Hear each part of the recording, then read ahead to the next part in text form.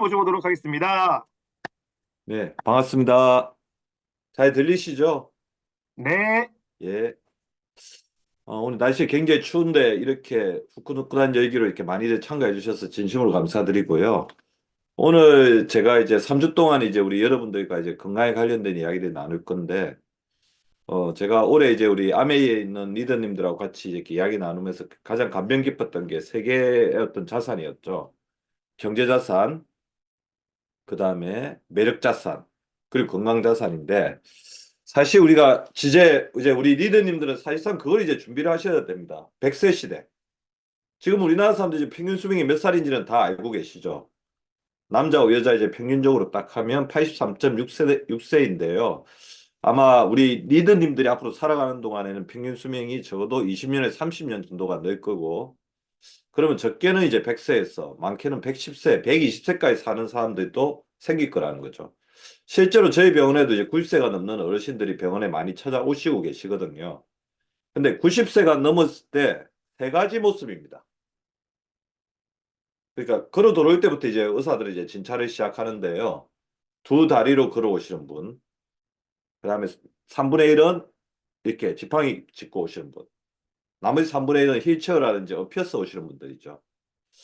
그렇다면 우리가 100세 시대까지 산다고 했을 때 100세의 가장 어떻게 보면 바람직한 모습은 어떤 모습일까요? 자기가 가고 싶은 데를 자기의 두 다리로 가면서, 그죠? 그 다음에 자기의 머리로 생각하고 판단하고 결정을 내리고, 그 다음에 자기가 먹고 싶은 것, 좋아하는 거를 마음대로 먹을 수 있는 이 세 가지 모습이 가장 아이디어란 이제 모습일 거라고 생각이 들고요. 그러면 저는 이제 그중에서 어떻게 보면 인간의 존엄성, 인간의 정체성을 이제 유지하게 해주는 네, 건강에 대해서 말씀을 드리겠습니다. WHO 아시죠? 세계보건기구에서 21세기 인류를 이제 위협하는 팬데믹, 그 새로운 질병으로 규정한 게 한 네 가지가 있었습니다. 제일 첫 번째가 뭐였냐면 비만. 그러니까 그전에는 질병으로 크게 가치를 안 가지던 어떤 상태입니다. 비만이었고요. 그 다음에 뭘 것 같아요? 비만하고 굉장히 관계가 많습니다. 우리나라가 지금 세계에서 이 질병이 가장 빠르게 늘어나고 있는 국가 중에 한 국가입니다. 당뇨병. 그 다음에 세 번째가 치매예요, 치매. 그리고 네 번째가 2017년도에 이제 새로운 이제 질병으로 인류가 이것 때문에 굉장히 위험하다. 고령하고 굉장히 관계가 있는 건데요. 그렇게 규정한 질병이 있어요. 뭘까요? 근감소증입니다. 뭐 나중에 이제 근감소증이나 그런 부분은 이제 우리 리더들하고 같이 이제 이야기를 나눌 기회가 있을 것 같은데 오늘 그래서 세 번째 관련된 치매 관련된 말씀을 좀 드리려고 하고요. 나는 이제 치매 안 걸릴 거야. 그렇게 자신할 수 있는 분도 없으시겠지만 50세가 넘어가게 되면 뇌의 기능은 노화가 되게 됩니다. 그 노화가 되는 속도가 다를 뿐이고요. 그거를 우리가 흔히 이제 깜빡깜빡한다 건망증이라고 표현하지만 이미 뇌의 노화가 일어나고 있는 것인데 그걸 우리가 100세까지 얼마나 늦출 수 있느냐. 다른 사람보다 먼저 가속 노화가 되지 않느냐. 그런 부분들을 결정하는데 굉장히 중요한 방법들 5가지를 알려드리려고 합니다. 참고로 있잖아요. 이제 질병 부담이라는 어떤 개념이 있거든. 질병 부담은 뭐냐면 어떤 질병에 걸리는 게 너 남은 인생에서 가장 부담스러우니까 그 영어로는 디지즈 버든이라고 하는데 절대로 이 질병만 피해야 한다면 어떤 질병을 고를 거냐. 우리 리더님들은 어떤 질병을 고르고 싶으세요? 암, 뇌심혈관 질환, 관절염, 당뇨병, 그 질병 중에서 제일 우선순위가 높았던 질병 한 두 가지가 당뇨병하고 치매였습니다. 네, 그만큼 이제 의사들 입장에서는 치매라는 질병을 알기 때문에 어떻게 보면 이 부분에 대해서 굉장히 경각심을 가지는 거죠. 자, 그러면 치매를 예방하는 방법 아주 간단해요. 뇌의 기능, 이렇게 복잡한 뇌의 기능을 잘 유지하고 연결시키는 겁니다. 저는 그렇게 생각합니다. 뇌는 그 자체로도 굉장히 중요하지만 내가 가지고 있는 각각의 영역들을 잘 결합시키면 내가 서로서로 도와줍니다. 근데 대뇌에 이거 수많은 이제 뇌들이 있는데 이 뇌들의 어떤 영역이 이렇게 고립되면 기능이 떨어지기가 굉장히 쉽다는 거죠. 치매로 가는 굉장히 지름길이 될 수가 있고요. 그다음 뇌는 또 특징이 뭐냐 하면 우리 몸의 2.5, 우리 몸 전체 몸무게의 2.5%밖에 안 되는데 에너지는 몇 프로 쓰는지 알고 계세요? 우리가 쓰는 에너지의 20%를 써요. 그럴 수밖에 없겠죠. 리더님들이 지금 막 이렇게 공부 제가 듣고 있고 손을 쓰고 그죠? 호흡하고 심장이 뛰게 하고 이런 것도 전부 다 대뇌에서 다 관여하고 있거든요. 그래서 그만큼 많은 에너지를 쓰고 있기 때문에 이렇게 많은 에너지를 쓰고 있기 때문에 대뇌는 뭐가 굉장히 발달되어 있습니까? 혈관이 발달되어 있겠죠. 근데 그 혈관이 굉장히 이렇게 뇌라는 이렇게 복잡한 구조를 지나가야 되기 때문에 혈관에 문제가 생기기가 굉장히 쉽습니다. 그래서 어떻게 보면 뇌는 세포이기도 하지만 혈관이다. 그런 어떤 특징에 대해서 잘 파악을 하시는 게 굉장히 좋을 것 같습니다.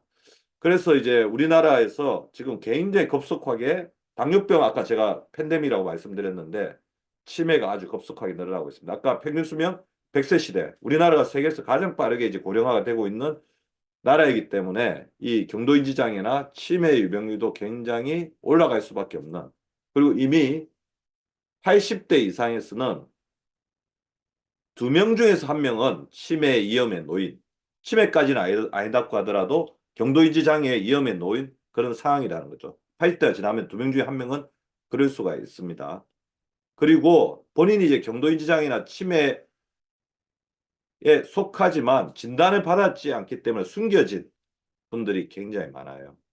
그래서 나중에 이제 80대 넘는 어르신들이 주변에 계시면 한 번씩 잘 살펴보시기 바랍니다. 그래서 나에게 안 왔으면 좋겠지만 나한테 안 오리라고 절대 장담 못하는 게 뇌기능의 저하, 경도인지 장애나 치매.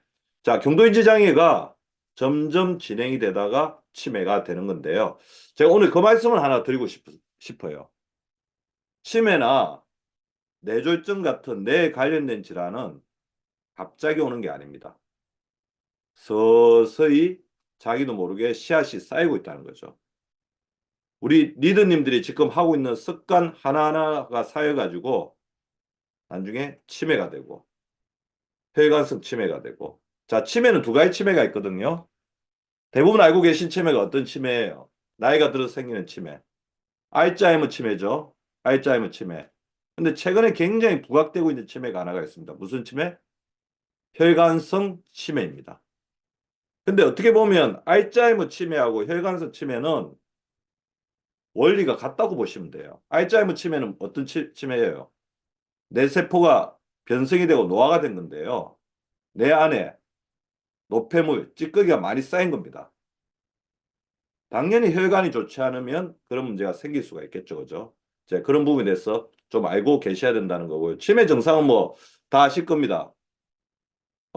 내가 어떤 사람인지를 까먹는 거, 그리고 내가 살고 있는 이 공간, 시간이 어떤 상황인지를 까먹는 것, 그리고 내가 해야 될 것, 그리고 내가 어떤 상황에서 어떤 행동을 해야 될 것들을 까먹는 거죠. 그러니까 예를 들면 이전에 비해서 옛날에 다 기억했던 것들을 이제 까먹는 겁니다. 그리고 지금이 몇 년이고 몇 월이고 몇 시인지를 까먹는 거. 그리고 어떤 단어를 이렇게 이야기를 해야 되는데 가령 예를 들면 이게 이제 아령인데 아령이라는 단어가 안 떠올랐어. 뭐지? 아집인가? 그렇게 하면서 엉뚱한 단어를 이야기하는 거. 기억이 안 나는 거. 그 다음에 성격이 변하는 것까지도 치매하고 연결이 돼 있고요. 그래서 우리가 보통 이제 기억력 장애로만 이제 생각하죠. 옛날에 잘 기억했던 것들을 금방 까먹는 거라고 생각하지만 자세히 살펴보면 자기가 어떤 이전에 했던 어떤 정신적인 어떤 모든 이제 행동들, 내가 했던 행동들에서 오류가 생기는 거죠. 그 알아봤던 사람도 못 알아본다든지 물건을 바로 옆에 두고도 어디 뒀는지 한참 찾는다든지 그런 게 치매의 정상일 수가 있다는 건데요. 자, 그래서 첫 번째, 치매를 예방하고 우리가 뇌 기능을 개발시키기 위해서는 먼저 혈관을 건강히 유지해야 됩니다. 20대의 뇌혈관을 80대까지. 제가 이런 캐치프레이즈를 건 게 가장 중요한 이유는 혈관은 몇 살부터 노화가 되기 시작해요. 혈관은 10대부터 노화가 되기 시작합니다. 그리고 혈관의 노화가 본격화되는 시기는 30대, 40대부터죠. 근데 문제는 자, 왼쪽에 보세요. A가 안에가 매끈하고 굉장히 부드러운 혈관이죠. 중간의 혈관은 거칠거칠하고 그다음에 뭔가 이렇게 두꺼워지고 있죠. C 혈관은 보시면 안쪽이 완전히 이렇게 좁아져 있고 딱딱해져 있습니다. C 혈관 같은 혈관은 뭐라고 해요? 혈관이 좁아져 있고 딱딱하다. 안에가 뭔가 상처가 난 것 같다. 저거를 동맥경화라고 하죠. 자, D혈관 이거는 뭘까요? 혈관 안에 뭐가 터져가지고 피떡 같은 게 밖으로 나와 있죠. 저런 것을 혈전이라고 합니다. 자, 혈전 같은 경우는 떨어져 있기 때문에 이렇게 상처가 나서 이렇게 피떡이 빠져나와 있기 때문에 혈액순환이 안 되죠. 그러면 그 혈압이 강하게 몰아치게 되면 이게 떨어져 나가지고 심장이나 뇌를 막을 수가 있습니다. 뇌를 막게 되면 뇌졸중, 심장을 막게 되면 심근경색. 아마 지금 제 강의를 들으시는 우리 리더님들 중에서 제가 이제 박미수 박사 채널이라는 이제 유튜브를 하고 계신 거를 다 알고 계실 겁니다. 아마 강의 듣다가 약간 부족한 부분이 있으면 그 채널 가서 이제 복습을 하시면 되는데 그 채널에서 처음으로 이제 히트를 쳤던 영상이 다리에 쥐가 나면 심장이 위험하다. 자, 다리에 쥐가 나면 왜 심장이 위험할까요? 자, 다리에 쥐가 난다는 건 뭐죠? 다리에 쥐가 난다는 거. 맞습니다. 다리에 혈액순환이 안 된다는 거죠. 자, 그래서 오늘 혈액순환에 대해서 하나 정확하게 배우고 가시면 좋은데 혈액순환이 안 된다는 건 어떤 거예요? 맞습니다. 우리 몸에는 세피, 헌피가 있어요. 실제로 우리 병원에서 환자들 피를 뽑아보면 피 중에서 죽은 피가 있습니다. 죽은 피는 어떤 피예요? 까맣고 피를 뽑을 때 찐득찐득하게 나와요. 그런 혈액이 혈관을 돌아다닌다고 하면 혈관은 굉장히 손상을 받을 수밖에 없죠. 자, 세피는 어떤 피냐면 세피, 심장에서 나와가지고 산소하고 영양소를 가지고 있는 피입니다. 그 세피가 우리 몸으로 가죠. 특히 다리 쪽으로 가게 되면 산소와 영양소를 줬죠. 그러면 헌피가 된 거예요. 자, 헌피는 어떻게 돼야 됩니까? 빠르게 심장으로 돌아와야 되죠.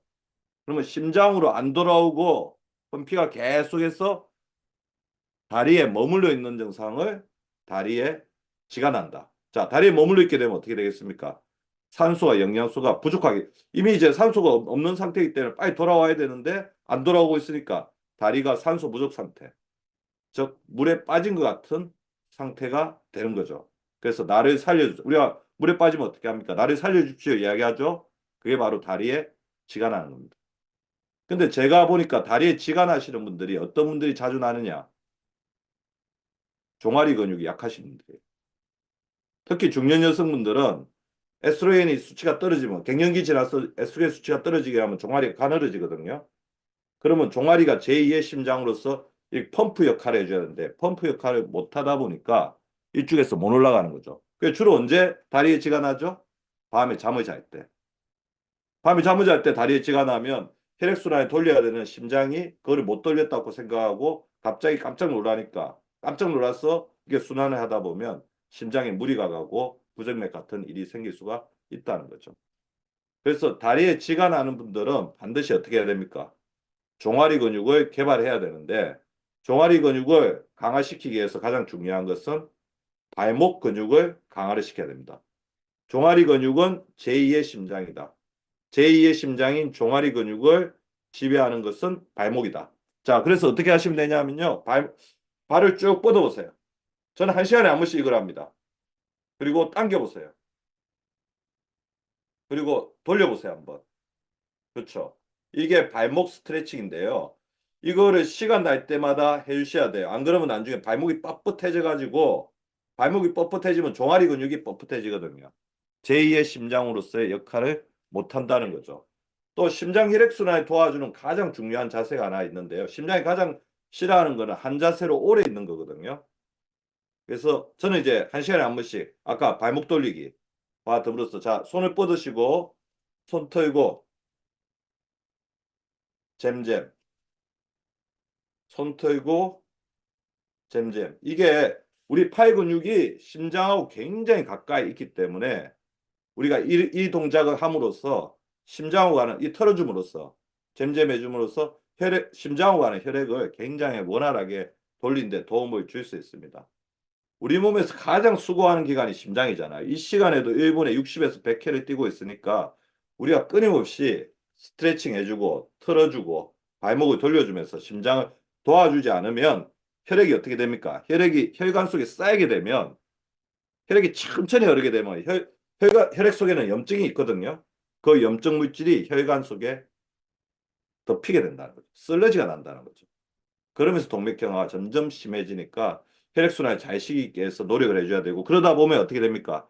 이게 제 왼쪽에 정상 뇌, 가운데 뇌가 알츠하이머 치매 환자인데 그다음에 제 오른쪽에 있는 C의 뇌가 비어 있으면서도 하얀색 보이죠. 저게 뇌졸중 때문에 혈관이 죽은 뇌세포가 죽은 혈관성 치매입니다. 지금은 알츠하이머 치매가 굉장히 많다고 알려져 있지만 제가 사실 살펴 보면 알츠하이머 치매 환자하고 혈관성 치매 환자는 거의 반반이 아닐까 그런 생각이 듭니다. 그래서 우리 리더님들이 혈관 관리 잘해야 되는 거는 뇌졸중이나 심근경색 안 걸리기 위해서 하는 것도 있지만 더 중요하게는 저 혈관성 치매를 예방하기 위해서 있는 거예요. 리더님들 딱 살다 보면 갑자기 머리가 어찌라다. 팔에 좀 힘이 없다. 근데 10초 후에 괜찮아졌어. 그게 뭐냐면 미니 뇌졸중이 살짝 왔다 간 거예요. 그런 일을 반복적으로 계속 겪다 보면 뇌 세포가 이렇게 빨리 이렇게 변성이 되고 퇴행이 된다고요. 그래서 혈관성 치매가 될 수 있기 때문에 혈액순환을 잘 돌리기 위해서 노력을 해야 되고요. 이쪽에 혈액이 잘 가려면 다리 쪽에 혈액이 잘 가야 돼요. 그래서 다리 쪽에 혈액순환, 왜냐하면 정반대에 있기 때문에. 다리 쪽에 혈액순환이 안 돼서 다리 쪽으로 우리가 신경을 쓰게 되면 당연히 뇌가 비겠죠. 그래서 기립성 저혈압이 자주 있는 사람들은 뇌가 위험할 가능성이 굉장히 많습니다. 그래서 뇌 건강에 대해서 신경을 써야 됩니다. 아까 제가 말씀드린 것, 종아리는 제2의 심장이다. 종아리를 지배하는 것은 발목이다. 그래서 발목 관절 운동을 통해서 제2의 심장인 종아리 근육을 끊임없이 강화시켜 주자. 그리고 혈관이 제일 싫어하는 식사가 네 가지가 있어요. 염, 가, 속, 탄. 뭔지 아시겠죠? 염식. 지나치게 짜게 먹는 거. 물론 우리나라 사람들 중에서 소금 섭취가 필요한 사람이 있습니다. 한 5% 정도는. 지나치게 저염식하고 되게 마른 여성들, 기립성 저혈압이 있는 여성들은 소금 섭취가 부족할 가능성이 있지만 나머지 95%는 소금 섭취 가다입니다. 소금 섭취가 가다해서 생기는 대표적인 질환이 뭐죠? 고혈압이죠. 고혈압. 왜냐하면 혈관 속에 소금이 많으면 물이 많이 들어오거든요. 혈관이 빵빵해지는 거죠. 그다음에 가식, 많이 먹는 거. 속식, 빨리 먹는 거. 우리가 음식을 막 빨리 먹다 보면 우리 몸의 췌장의 베타 세포에서 나오는 인슐린이 빨리 맛이 갑니다. 빨리 소진이 돼요. 왜냐면 인슐린 호르몬인데 갑자기 음식을 빨리 먹게 되면 인슐린이 확 분비돼야 되죠. 그래서 췌장의 베타 세포에 된다는 거죠. 그래서 당뇨가 있으신 분들은 제일 중요한 게 뭐냐면 절식하는 것도 있지만 천천히 먹는 거. 천천히 먹는 거. 탄식은 뭐냐면 탄수화물 너무 많이 먹는 거죠. 그래서 저는 어떻게 식사하시면 좋을 것 같으냐면요. 젓가락으로 먹게 되면 뭐를 못 먹습니까? 국물 못 먹죠. 그리고 천천히 먹을 수 있죠. 젓가락으로 천천히 드시라고 말씀을 드리고 싶고요. 그 다음에 이제 혈관을 해독시키는 5대 6가지 물질들을 좀 말씀드리면 혈압이 높다. 근데 뒷목이 자주 뻐근하고 온몸에 근육이 굳어 있다. 스트레스 많이 받는다. 풀어줘야 되거든요. 마그네슘. 혈당이 높다. 그럼 인슐린의 기능이 떨어진 겁니다. 인슐린 기능을 도와주는데 굉장히 도움이 되는 게 크롬 같은 미네랄이고요. 콜레스테롤이 높으면 당연히 오메가3, 중성지방을 떨어뜨려주고 혈관 안에 염증을 줄여주죠. 호모시스테인, 당독소인데 당독소는 비타민 B가 녹입니다. 그다음에 혈액순환이 안 된다. 피가 맑지 않다. 은행잎 추출물, 진코를 통해서 그거를 조금 맑게 해주고 혈관의 협착, 혈관이 계속 좁아져 있고 스트레스를 많이 받으면서 뭔가 순환이 안 되는 것 같다. 그런 분들은 산화질소를 형성시키는 아르기닌 같은 게 도움이 될 수 있습니다. 그래서 지금 제가 최근에 이제 관심을 굉장히 많이 가지고 있는 영양소가 너무 당연해가지고 크게 관심을 그동안에 안 뒀는데 저는 이제 어느 정도까지 생각하고 있냐면 아스피린 드시고 계신 분이라고 한다면 아스피린을 끊고 오메가3로 점점 바뀌어 가야 되지 않느냐. 오메가3 자체가 혈관도 늘려주고 부드럽게 해주고 혈관 안에 있는 노폐물도 줄여주고 그다음에 콜레스테롤도 떨어뜨려주는 효과도 있지만 그래서 항상 몇 대 몇 정도로 먹으라고 해요. 2대 1 정도로 먹으라고 그러죠. 오메가 6가 2 정도가 되면 오메가 3가 1은 돼야 되는데 우리나라 사람 서구화된 식습관을 하면 오메가 3 1에 오메가 6가 10 정도 되니까 이렇게 되면 오메가 6는 자꾸 염증을 만들고 피를 굳게 만드는 경향이 있고 오메가 3는 피를 맑게 만드는 영향이 있으니까 이게 밸런스가 무너지게 됩니다.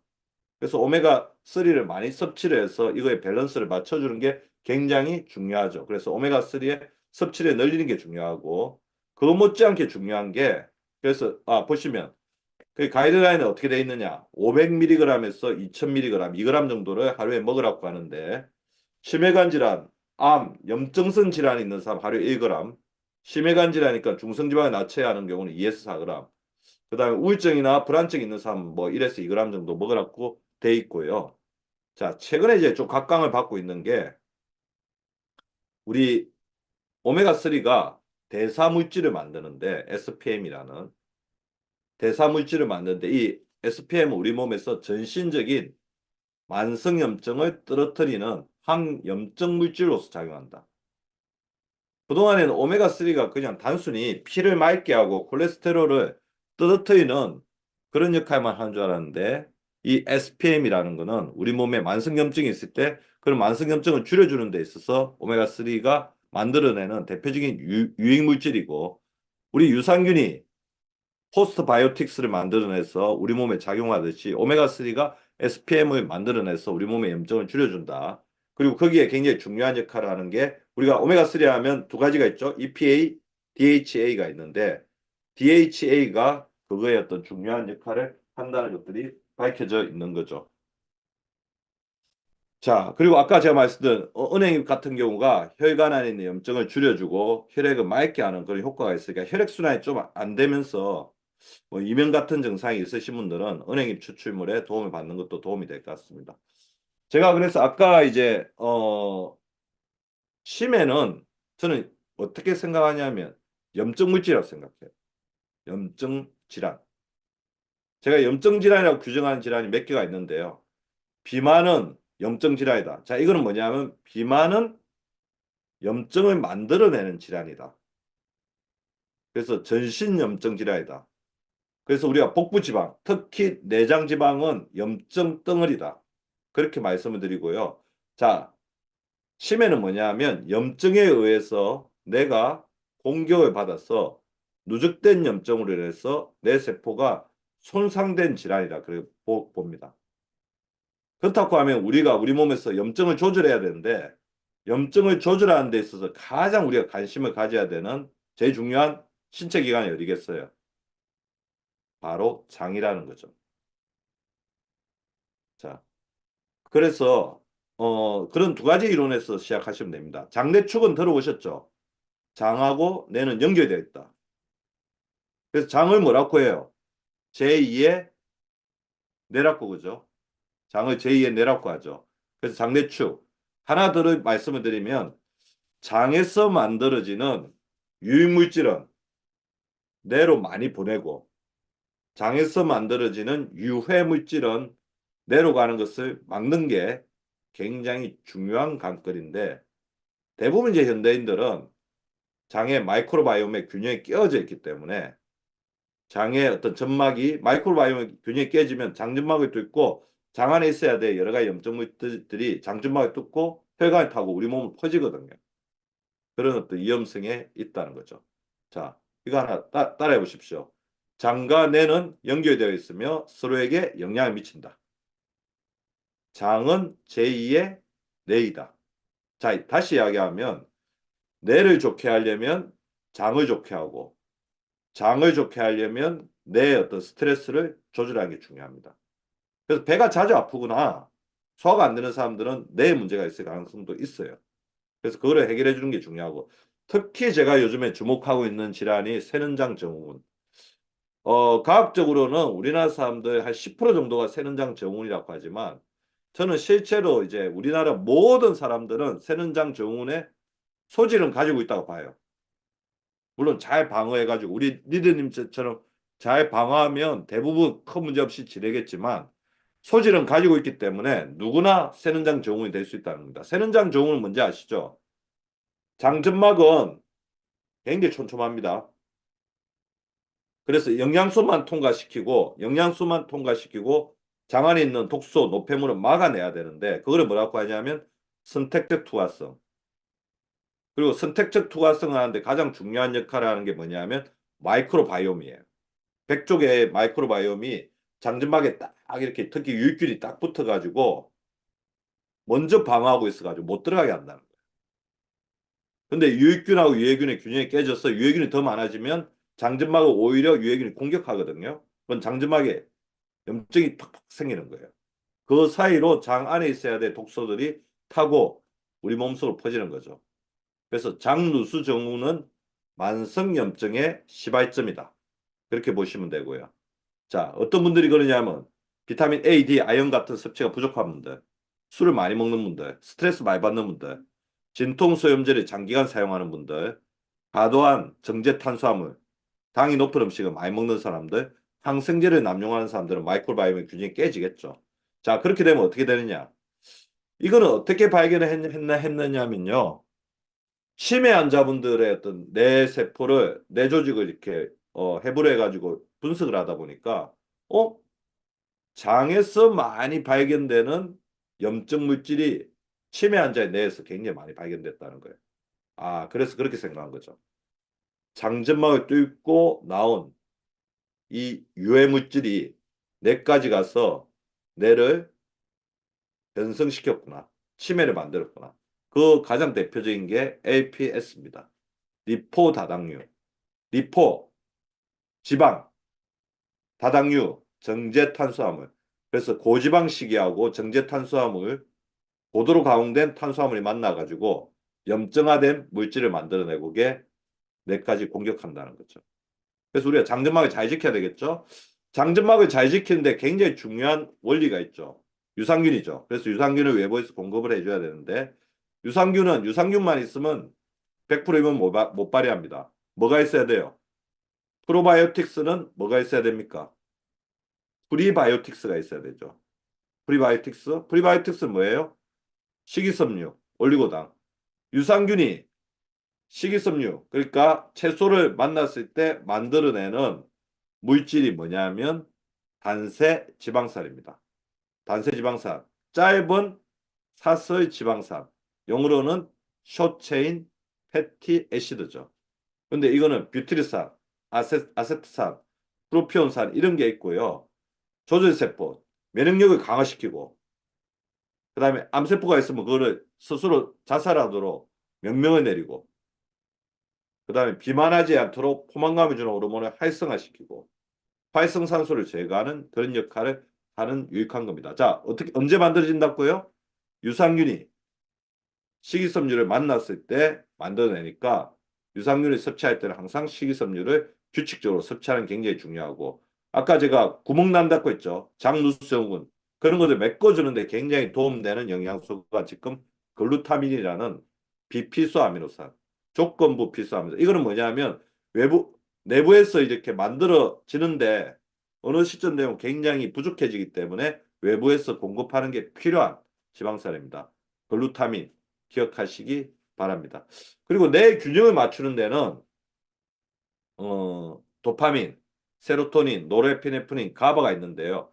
도파민은 내가 성공해야 되겠다. 세로토닌은 나는 행복해야 되겠다. 노르에피네프린은 이 싸움에서 이겼다. 집중해야 되겠다인데 이것들의 균형을 잡아주는데 굉장히 중요한 역할을 하는 게 가바고요. 가바하고 도파민의 기능이 떨어지면 우리가 파킨슨병, 치매 같은 어떤 질환들이 생기는 겁니다. 그래서 가바를 잘 형성시켜주는 아까 이야기했던 이 글루타민 같은 게 가바의 재료이기 때문에 이것을 잘 형성시켜주는 게 중요하고요. 사실 저한테 우리 너무 이제 뻔한 이야기라서 강조를 안 해도 되지만 내가 치매에 안 걸리게 해서 내가 택할 수 있는 하나의 방법이 있다면 뭐냐? 저는 충분한 수면을 취하는 거라고 생각합니다. 몇 시간 정도 자야 돼요? 몇 시간 정도 자는 게 충분한 수면이라고 알고 계십니까? 하루 7시간. 자, 수면이 왜 뇌세포를 재생시키는데 중요하냐? 그건 다 알고 계실 겁니다. 자는 동안 뇌세포가 재생이 되고 낮에 공부했던 거를 학습을 콘크리트화 시켜서 내 머릿속에 딱 들어와 있게 하고 그다음에 뇌세포 낮 동안 굉장히 피로물질, 유해물질, 독소가 많이 쌓였잖아요. 그거를 청소하는 역할을 하는데 뇌세포에 쌓인 독소, 유해물질을 청소하는 가장 대표적인 물질이 뭔지 아시죠? 바로 멜라토닌입니다. 아마 우리 리더님들은 멜라토닌이 잠을 자는데 도움을 주는 호르몬 그렇게 알고 계실 건데요. 그건 맞아요. 왜냐하면 생체 리듬을 조절하는데 필요하죠. 그래서 멜라토닌이 이제 수면제로도 사용이 되는데 이게 수면제로서 작용하는 가장 중요한 이유는 우리 몸에 생체 리듬이 있는데 우리가 나이가 들면 어떻게 되냐면 생체 리듬이 이렇게 돼 있어야 되는데 당겨져요. 그러니까 일찍 잠들고 그다음에 빨리 깬다는 거죠. 이게 멜라토닌이 부족해서 생기는 현상입니다. 이거를 다시 이렇게 조금 정상화시켜 주는데 굉장히 도움이 되는데 안타깝게는 이제 멜라토닌을 만드는 능력이 가면 갈수록 떨어진다는 거죠. 호르몬이기 때문에. 멜라토닌 떨어지는 거는 글루타치온이 감소하는 거하고도 굉장히 관련이 깊습니다. 이제 멜라토닌은 언제 만들어지냐? 자, 근데 멜라토닌은 생체 리듬 호르몬, 수면 호르몬으로 기억하시면 되고요. 하나, 플러스 알파에서 더 중요한 역할을 합니다. 뭐냐면 우리 몸에서 가장 강력한 무슨 호르몬일까요? 항산화 호르몬입니다. 활성산소를 제거하는 항산화 호르몬. 근데 멜라토닌의 가장 중요한 장점이 있죠. 뭐죠? 호르몬이기 때문에 뇌를 자유자재로 넘나든다는 거예요. 뇌는 통과시키지 않는 물질이 굉장히 많습니다. 근데 호르몬이기 때문에 멜라토닌이 뇌세포로 직접 가서 뇌세포를 재생시키는 역할을 한다는 거죠. 뇌세포에 쌓인 활성산소를 없애는 역할을 합니다. 그래서 멜라토닌 부족하게 되면 굉장히 문제가 되는 거죠. 그래서 외국에서는 지금 멜라토닌 자체가 치매를 예방하고 뇌를 보호하는 효과 이런 부분에서 굉장히 연구를 많이 진행하고 있고 아마 이런 부분 자체가 조금 더 이렇게 많이 알려지는 게 굉장히 필요할 것 같아요. 그래서 우리 리더님들 중에서 나는 수면제 먹어도 잠이 잘 안 와. 물론 태아닌도 굉장히 도움이 될 수도 있지만 멜라토닌 한번 시도를 해보시기 바라고요. 수면제 용도로 넣은 건 아니기 때문에 잠자는데 별로 신통하지는 않더라도 생체 리듬을 조절하는 데 굉장히 도움이 될 수 있습니다. 근데 약을 먹거나 영양제로 섭취하는 거 못지않게 더 중요한 게 뭐겠어요? 멜라토닌은. 멜라토닌 어떻게 만들어지냐면요. 낮에 햇빛을 쬐을 때 여기 송가선에서 만들어지거든요. 송가선에서 만들어져 있다가 밤에 분비가 되는데 멜라토닌이 분비되는 조건이 있습니다. 어떤 조건일까요? 빛이 하나도 없어야 돼요. 빛이 있으면 멜라토닌이 안 나옵니다. 밤에 나와 있기 때문에. 그래서 우리가 밤에 잠을 잘 때 제일 주의해야 되는 게 뭘까요?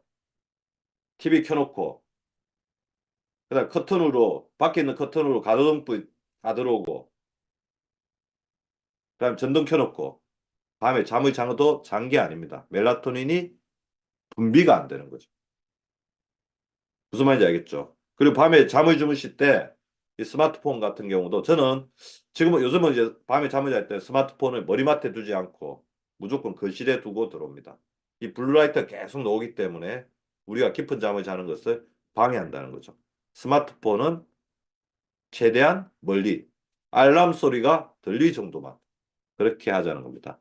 자, 낮에 햇빛을 반드시 쬐고 밤에는 빛을 완벽하게 제거하고 낮낮 밤밤 그리고 하루에 7시간은 반드시 숙면을 하는 게 중요하다는 거죠. 더불어서 이제 성장 호르몬이 밤에 깊은 잠을 잘 때 분비되는데 성장 호르몬도 굉장히 중요해요. 이게 노화를 방지하는데 굉장히 중요한 호르몬이죠. 근데 성장 호르몬 나 멜라토닌이나 이런 것들 다 특징이 있어요. 단백 섭취가 굉장히 중요합니다. 그래서 양질의 단백질을 섭취하는 게 굉장히 중요하다. 자, 단백질 이야기하니까 이제 근육이 나오는데요.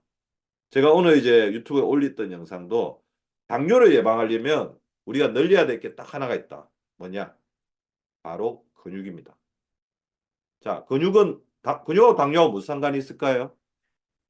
운동을 많이 해서 당뇨가 예방이 될까요? 자, 근육은 뭐냐면 우리 인슐린이 당을 저장하는 창고입니다. 자, 여러분들 지금 제 강의를 다 잘 듣고 계시죠? 근데 아무도 이 뇌에서 에너지를 엄청나게 많이 쓰고 계시거든요. 근데 누구도 뭔가 이렇게 드시지 않고 제 강의를 듣고 있다는 거죠. 그럼 뭡니까? 몸에 저장해놨던 에너지, 포도당을 꺼내서 쓰고 있다는 거죠. 그거를 저장시키는 역할을 하는 게 인슐린인데, 그 인슐린이 저장시키는 창고, 1번, 간, 포도당을 저장시킵니다. 2번, 근육, 3번, 지방세포. 아시겠죠? 그래서 탄수화물이 들어오면 포도당으로 분해가 되고, 그러면 췌장에서 베타세포에서 인슐린이 나와서 포도당을 딱 잡아가지고 간에 데리고 가면 간에는 이제 이 인슐린이 믿을 수 있는 인슐린인지 얘가 사기꾼인지 판단하는 인슐린 수용체가 있어요. 그럼 믿을 수 있으면 어떻게 합니까? 문을 열어주겠죠. 그럼 거기다 저장, 포도당을. 간에 저장하고 근육에 저장하고 지방세포에 저장한다는 거죠. 근데 문제는 너무 많이 먹는 거지. 그러면 어떻게 됩니까? 간이나 근육은 한계가 있고 지방세포가 막막 늘어나다가 아까 제가 비만은 무슨 질병이라고 했어요? 염증 질환이라고 그랬죠. 더 이상 오면 안 돼. 염증을 막 뿜어낸다는 거죠. 그렇게 되면 어떻게 되냐? 인슐린 수용체가 그다음부터는 인슐린이 와도 문을 열어주지 않는 거죠. 문을 열어주지 않으니까 어떻게 되겠습니까? 저장을 못하고 어떻게 됩니까? 혈액 속에 돌아다니죠. 피검사에 보면 혈당이 높게 나오죠. 혈액 속에 돌아다니다 어떻게 됩니까? 이 혈액 속에 돌아다니는 당은 굉장히 화가 나 있는 당이에요. 혈관에 찌릅니다. 그래서 혈관 속에 못이라고 보면 돼요. 눈을 찔러서 망막증, 심장을 찔러서 심장병, 콩팥을 찔러서 신장병이 걸리는 거고 찌르다가 더 이상 저장 못하니까 어떻게 돼요? 소변으로 빠져나가죠. 저장을 못하니까 빠져나와야 되겠죠. 몸속에 너무 있으면 안 되니까. 그래서 소변으로 당이 빠져나온다고 해서 무슨 질병? 당뇨병이라고 하는 거예요. 당이 소변으로 빠져나온다. 그 당뇨병은 뭐냐면 우리 리더님들이 다 알고 계실 거예요. 인슐린 장성. 인슐린 장성 뭐예요? 우리 몸이 인슐린을 거부한다. 그럼 인슐린이 우리 몸에 당을 집어넣는 걸 못하니까 돌아다니다가 소변으로 빠져나온다. 완전히 이해하셨죠? 근데 돌아다니는 당은 화가 나 있기 때문에 우리 몸을 공격한다. 이 공격에 가장 취약한 게 어디냐면 뇌하고 심장하고 콩팥이에요. 혈관이기 때문에. 더불어 아까 제가 말씀드렸죠. 인슐린이 가장 중요한 작용은 뭡니까? 세포 속에 에너지를 집어넣는 거거든요. 근데 뇌는 에너지가 제대로 들어와가지고 활동을 못 해주면 저혈당에 빠지면 굉장히 취약해집니다. 그래서 당뇨가 있는 분들이 저혈당이 자주 오죠. 왜냐하면 저장 못하니까. 혈액 속에는 당이 많지만 저장을 못하니까 세포는 저혈당, 혈액은 고혈당, 그러다가 소변을 빠져나가고 그러다 보면 세포 속에 당이 부족하니까 우리가 에너지를 굉장히 많이 써야 되는 뇌가 굉장히 저혈당 상태에 되면서 끊임없이 손상을 받는 거예요. 당뇨 환자들이 한번 저혈당으로 쓰러지면 뇌세포가 어마어마하게 많이 손상이 되거든요. 소실이 되거든요. 똑같은 원리죠. 그래서 인슐린 기능을 좋게 하는 게 굉장히 중요합니다. 자, 그래서 저는 인슐린 기능을 좋게 하는 데 있어서 딱 한 가지만 하시면 될 것 같아요. 인슐린이 과로하지 않게, 너무 무리하지 않게 해주는 게 중요하니까, 자, 거꾸로 식사법. 거꾸로 식사법 들어보셨죠? 우리나라 사람들이 밥을 어떻게 먹냐면, 밥 한 번, 반찬 한 번, 밥 한 번, 반찬 한 번, 그렇게 먹는데, 그렇게 먹지 말고, 어떻게? 채소를 먼저 먹습니다. 한 번, 그 다음에 고기 먹고, 그 다음에 밥. 또 채소, 고기, 밥. 채소, 다른 반찬, 밥. 그러니까 채소를 제일 앞에 먹고 중간에 반찬을 한번 하고 그다음에 밥을 먹고 이런 순서대로 계속해서 돌아가는 겁니다. 밥, 반찬, 밥, 반찬이 아니라 채소 반찬, 다른 반찬, 밥. 채소 반찬, 다른 반찬, 밥. 이렇게 돌아가게 되면 당연히 이제 탄수화물 섭취가 줄어들게 되고 식이섬유가 올라가면서 단백질 섭취도 풍부해진다는 거죠. 그래서 아까 말씀드렸죠. 인슐린 저항성. 우리 몸에서 인슐린을 받아주지 않으니까 인슐린이 몸속에 들어오지 못하니까 어떻게 되겠습니까? 소변으로 당이 빠져나가죠. 빠져나가면서 물도 끌고 나가고 그다음에 물을 끌고 나가니까 물을 끌고 나간 걸 다뇨라고 해요. 소변을 많이 보르죠. 많이 빠져나니까 목이 마르니까 물을 많이 먹고 다음. 그다음에 또 당이 계속해서 빠져나와 보니까 부족하니까 다시 당을 자꾸 채우려는 그런 욕구를 가지게 된다는 거죠. 그래서 이렇게 하시라는 거예요. 채소 한 번, 비채소 한 번, 밥 한 번, 채소 한 번, 비채소 한 밥 한 번 이런 식으로 젓가락에 가는 순서를 조금 바꾸자는 거죠. 그리고 아까 제가 말씀드린 것처럼 자 그러면 간이나 근육이나 지방세포에 저장을 한다고 했는데 간은 일정 정도 한계가 있고 지방세포는 너무 늘어나면 오히려 염증 물질을 막 뿜어내서 우리를 공격하니까 우리가 늘려야 될 게 뭡니까? 근육이거든.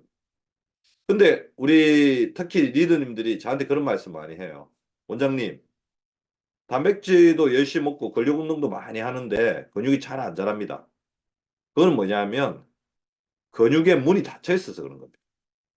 근육으로 단백질을 넣는 근육으로 어떤 영양소가 들어가는 문이 닫혀 있다는 거죠. 그 문을 열어주는데 굉장히 중요한 역할을 하는 게 바로 이 유산균과 식이섬유가 같이 만나서 만든 단세지방산인데 이 단세지방산은 근육의 문을 열어주는 영양소라는 거죠. 자, 그래서 뭡니까? 근육이 부족하신 분들은 단백질 섭취도 중요하지만 식이섬유와 그다음에 유산균의 섭취도 굉장히 중요하다. 단세지방산은 근육의 문을 여는 영양소이다. 자, 이렇게 생각을 하시면 되겠습니다. 자, 근육을 늘리기 위해서는 단백질 어느 정도 먹어야 되냐? 자기 몸무게당 킬로그램당 1g 하루에 근감소증이 있는 사람은 1.2g까지 먹어야 됩니다. 그래서 내가 몸무게가 50kg이라고 한다면 하루에 50g, 60kg이라고 한다면 60g 정도를 섭취를 해주시는 게 좋고요. 동물성 단백질, 식물성 단백질을 골고루 섭취하시는 게 좋습니다. 저 같은 경우는 어떻게 하냐면 일주일에 제가 한 3회 정도 25센트 라이드를 타는데요. 드라마 보면서 최근에 뭐 제가 좋아하는 드라마 몇 개 있는데 드라마 보면서 한 30분 정도 무념무상하게 탑니다. 그 30분 정도 타고 나면 한 10km 정도 달리더라고요. 그럼 근육 운동을 많이 했죠. 그렇게 되면 24시간 안에 근육이 막 자라거든요. 그때 단백질을 섭취를 해줘야 됩니다. 그리고 운동할 때는 반드시 수분 섭취를 원활하게 해가지고 이 우리 몸에 피로 물질이 안 쌓이게 해주는 게 굉장히 중요하고요. 더불어 이제 우리 몸에 근육이 잘 자라게 하는데 굉장히 중요한 게 또 파이토케미칼. 왜냐하면 근육은 끊임없이 움직이기 때문에 활성산소가 많이 만들어지거든요. 이 활성산소를 줄이기 위해서는 활성산소를 줄이는 항산화 영양소가 중요한데 그게 바로 파이토케미칼, 식물성 영양소가 풍부한 그런 영양소를 섭취를 해야 된다는 거죠. 자, 제가 25센트 타고 있는 건데요. 자, 너무 이렇게 자기가 어떤 걸 채워야 되겠다. 하루에 내가 10km 달려야 되겠다. 그렇게 생각하고 하면 너무 힘들어요. 그러니까 본인이 좋아하는 유튜브라든지 본인이 좋아하는 TV 프로그램을 틀어놓고 그냥 아무 생각 없이 무념무상으로 그 드라마 끝날 때까지만 천천히 돌리면서 본다. 그렇게 생각하시면 좋겠습니다. 근육은 운동을 통해서 생존하고 이렇게 만들어내진 근육은 100세 동안 우리가 마음대로 활동하고 가고 싶은 데를 갈 수 있는 것들을 도와준다. 반드시 명심을 하셔야 되고요. 제가 아까 말씀드린 것처럼 이 단백질 섭취가 왜 중요하냐면 저희 병원에 최근에 이제 굉장히 많이 오는 이제 환자들이 코로나, 독감, 그다음에 감기 환자들인데 최근 감기가 굉장히 독하죠. 그러니까 아마 주변에 그런 분들 많을 거예요. 감기가 너무 독해가지고 독감이나 코로나인 줄 알고 병원에 가서 검사를 했는데 아무것도 안 나와요. 그냥 감기인 거야. 근데 증상은 너무 심해요. 그게 왜 그러냐면요. 우리가 지난 3년 동안 감기에 대해서 거의 안 걸렸죠. 그러니까 면역이 학습이 안 돼 있는 겁니다. 그러니까 새로 들어온 어떤 바이러스처럼 생각하기 때문에 굉장히 고생을 하는 건데 그 면역력이 떨어지고 감기 걸렸을 때 다른 사람에 비해서 유달리 이제 고생하시는 분들을 살펴보면 근육이 부족하신 분들이 많아요. 자, 근육이 부족하면 어떻게 되냐면요. 이 근육을 만드는 데는 우리 몸에서 한 200g에 300g의 간에 아미노산 풀장이 있습니다. 아미노산 풀장. 이게 계속 들락날락하면서 200에서 300g 정도가 들락날락하면서 근육을 만드는데 근육만 만드는 게 아니에요. 단백질이 만드는 게 뭘까요? 아미노산이. 아미노산은 단백질이 분해된 거를 아미노산이라고 하거든요. 호르몬도 만들고, 효소도 만들고, 면역 항체도 만듭니다. 자, 그럼 이제 생각을 해보십시오. 근육이 부족하니까 아미노산 풀이 뭐 만드는데도 급급하다는 거죠? 근육 만드는데도 급급하니까 호르몬이나 항체를 만드는, 면역 항체를 만드는 능력이 떨어질 수밖에 없는 거죠. 그리고 그것도 아셔야 됩니다. 근육에서 나오는 물질 있죠? 아까 유산균에서 나오는, 유산균이 만드는 유해물질을 뭐라고 했어요? 숏체인 패티애시드, 단세지방산이라고 했죠. 근육에서 나오는 유익물질이 또 있어요. 그게 뭐냐? 마이오카인이라는 건데, 마이오카인. 아, 역시 많이 아시네. 마이오카인인데, 마이오카인이 우리 몸에 염증을 없애는데 굉장히 중요한 역할을 합니다. 그래서 내가 몸에 염증이 많다. 해결책은 따로 있지 않습니다. 근육을 늘리기 위해서 근력 운동을 꾸준히 해주시고, 충분한 수면을 통해서 성장 호르몬 멜라토닌을 분비시키고, 단백질, 비타민 B, 유산균, 이런 부분들의 섭취를 통해서 근육을 만드는 시너지를 만들어주는 게 굉장히 중요합니다. 그리고 운동 끝나고 난 날 단백 섭취하면 훨씬 더 효과가 있으니까 하시고, 참고로 저 같은 경우는 어떻게 하면 일주일에 3번 소고기, 돼지고기, 닭고기를 먹으려고 노력하고 매일 계란 1개, 그다음 틈날 때마다 두부를 먹고 있습니다. 그다음 견과류 중에 땅콩을 되게 좋아하고 이렇게 섭취를 하고 있고요. 기본적으로 오메가3라든지 비타민 B, 단백질 뭐 그런 부분들은 보충을 해주고 아까 항산화 영양소, 파이토케미칼, 천연 영양소 그렇게 체크를 해주고 있죠. 다섯 번째, 우리가 100세까지 뇌를 쓰려면 결국은 뇌는 키워야 됩니다. 치매에 걸리거나 우울증에 걸리거나 인지기능 저하가 있는 사람들은 머리가 너무 복잡한 사람. 자, 머리가 복잡하면 단순히 제가 스트레스가 많으니까 뇌에 안 좋다. 스트레스 많이 받으니까 활성산소에 되게 취약하다. 그 이야기를 하는 것뿐만 아니라 우리 뇌에 너무 많은 이제 정보가 들어가게 되면 뇌 시냅스가 이게 충돌을 일으켜 가지고 연결이 안 돼요. 끊어진다는 거지. 그러니까 새로운 세포 뇌에서 가장 중요한 게 뇌 가소성이거든요. 뇌 가소성은 뭐냐면 뇌는 한번 망가지면 회복이 안 되는 조직입니다. 그래서 우리가 뇌졸중 걸리면 평생 이제 반신불수로 사는 이유가 그것 때문에 그래요. 반신불수 있다가 많이 회복하셔가지고 이 정도까지 하시는데 그거는 뭐냐면요. 그 뇌세포가 다른 세포, 멀쩡한 뇌세포를 시냅싱을 시켜가지고 그쪽으로 기능을 옮긴 거예요. 그러니까 뇌 가소성을 잘 유지하도록 하는 게 굉장히 중요한데 뇌 가소성을 유지하려면 뇌를 비우는 게 굉장히 중요합니다. 제가 아까 말씀드렸던 것처럼 아드레날린, 도파민, 세로토닌, 가바 이런 게 굉장히 중요하고 결국 노르에피네프린하고 양대 산맥을 이루는 스트레스 호르몬 있죠. 스트레스 호르몬이라고 해서 무조건 나쁜 거 절대 아니에요. 뭐든지 과하면 안 좋은 거예요. 활성산소로 좋은 놈이에요, 나쁜 놈이에요. 나쁜 놈이죠. 언제? 너무 많아지면. 활성산소가 적정량이 있으면 암세포를 죽이는 역할을 합니다. 근데 현대인 특성상 너무 많이 만들어지는 거지. 스트레스도 많고, 매연도 많고, 자외선도 너무 째고. 그래서 이 코티졸도 굉장히 중요해요. 코티졸 자체가 어떻게 보면 우리 인간이 뭔가 위기 상황에 처했을 때 그걸 이겨낼 수 있게 만성적으로 잘 대응할 수 있게 도와주는 역할을 하는 건데 자 보십시오. 급성 대응 아드레날린, 노르에피네프린 이거 싸우는 겁니다. 코티졸 뭔가 자기를 계속 공격하고 있어. 끊임없이 맞서 싸우는 지구력적인 건데 문제는 저희 병원에 이유를 알 수 없는 만성 무기력증, 만성 피로 환자들이 어마어마하게 많이 오시는데 그분들을 검사해 보면 대부분 코티졸 스틸이라는 거예요. 자, 아까 우리가 굉장히 위기 상황에 있으면 코티졸이 우리가 이겨낼 수 있도록 힘을 내야지. 이것만 지나면 괜찮을 거야. 우리 어떻게 보면 지금 너무 춥잖아요, 그죠? 이게 시베리아에 있을 때 우리 이겨낼 수 있게 하는 그런 힘이 이제 코티졸에서 나오는데 코티졸이 계속 분비되는데 만성적인 스트레스가 1, 2주 만에 끝나면 괜찮은데 너무 많은 스트레스가 장기간 돼버리면 코티졸이 계속 만들어져야 되기 때문에 어떻게 됩니까? 코티졸을 만드는데 우리 몸의 호르몬 재료인, 자, 우리 몸의 호르몬 재료가 이 위에 있습니다. DHEA. 이건 하나 기억해 놓으세요. DHEA. 성호르몬을 만들고 우리 몸에 있는 호르몬 재료를 만드는데 가장 중요한 원료인데 이게 코티졸 만드는 대로만 다 가기 때문에 DHA가 고갈이 되는 거예요. 근데 그러다 보면 어떻게 됩니까? DHA가 고갈이 되면 결국엔 또 모두 고갈이 되겠습니까? 시간이 지나면 코티졸까지 같이 고갈이 되죠. 자, 이거를 코티졸 스틸이랍니다.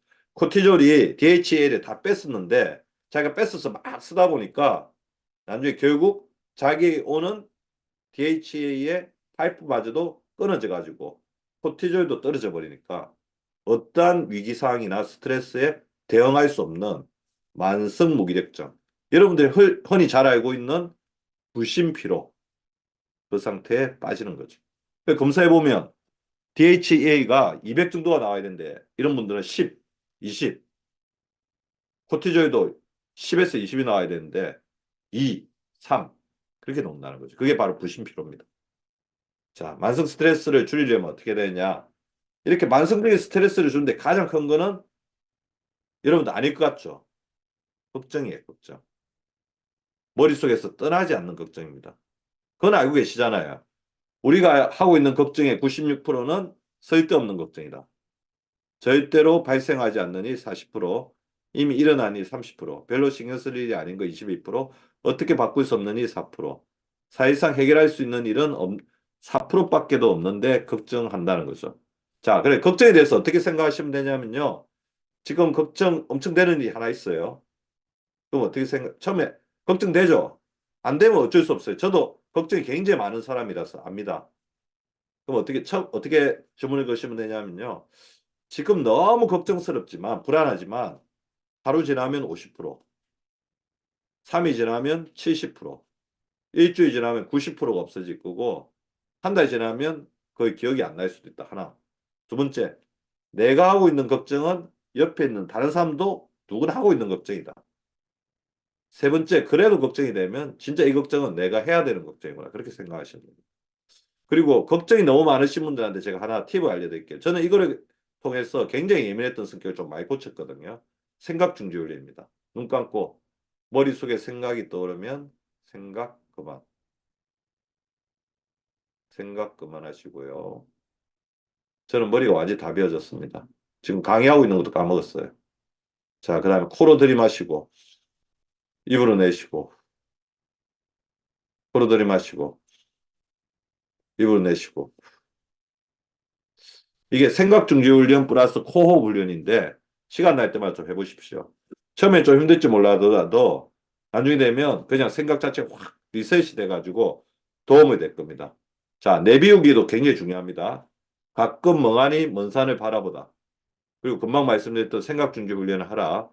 독서도 굉장히 도움이 되죠. 아마 우리 리더님들은 책을 굉장히 많이 읽고 계신 분들이 있으니까 만날 스마트폰만 보지 마시고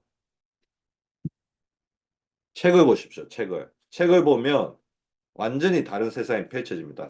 그래서 저는 요즘에는 지하철 같은데 다니면서 책 같은 거 가지고 다니면서 이제 보려고 이제 노력을 많이 하고 있어요. 7시간 잔다. 아날로그 게임을 한다. 생각 중지 훈련한다. 편안한 마음을 주는 음악을 하루 3번 이상 듣는다. 깊이 몰입할 수 있는 신체 활동을 찾아 지속적으로 실천한다.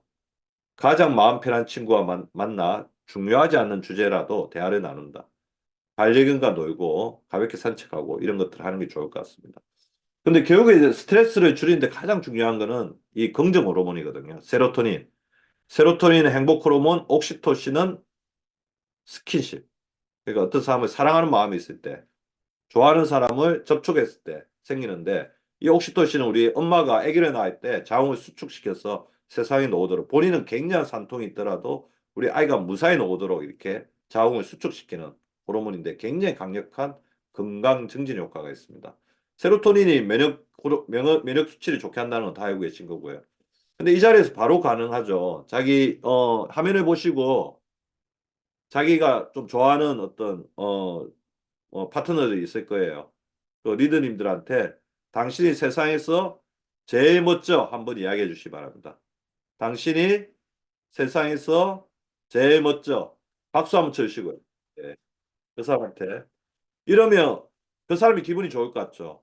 근데 이 이야기 하는 순간 우리 리더님들의 이 세로토닌이 확 올라왔어요. 면역력이 굉장히 좋다는 거죠. 그래서 1시간 동안 너무 강의 열심히 잘 들어주셔서 좋고요. 근데 결국에 내 기능을 발전시키는 것은 인간관계에서 나오는 것 같습니다. 그래서 공감대 있는 네트워킹, 사람들과 자꾸 어울리면서 좋은 생각을 하고 좋은 이야기 나누는 것 자체가 미래의 시대를 이끌어가는, 그래서 디자인을 좋아하고 스토리를 바꾸고 조화롭게 이야기하면서 다른 사람 이야기 공감할 수 있고 인생은 놀이처럼 잘 즐기고 의미 있는 일을 하는 그런 리더님이 되면 좋을 것 같습니다. 그래서 마지막 뇌를 살리는 항스트레스 영양요법 한번 정리하면서 오늘 강의를 마치도록 하겠습니다. 뇌는 장이다. 마이크로바이옴, 글루타민. 근육이 뇌의 자산이다. 단백질, 비타민 B. 뇌는 혈관이다. 은행, 오메가3. 잠이 신경재생을 돕는다. 마그네슘, 태아닌. 내 DNA 노화를 막아야 된다. 황산화, 글루타치온, 셀레늄, 비타민C, 파이토케미칼, 천연 비타민 섭취를 하시면 좋을 것 같습니다. 리더님들이 1시간 동안 굉장히 집중해서 잘 들어주신 것 같고요. 그래서 리더님들의 평생 젊은 뇌를 응원하면서 오늘의 강의를 마치도록 하겠습니다. 감사합니다.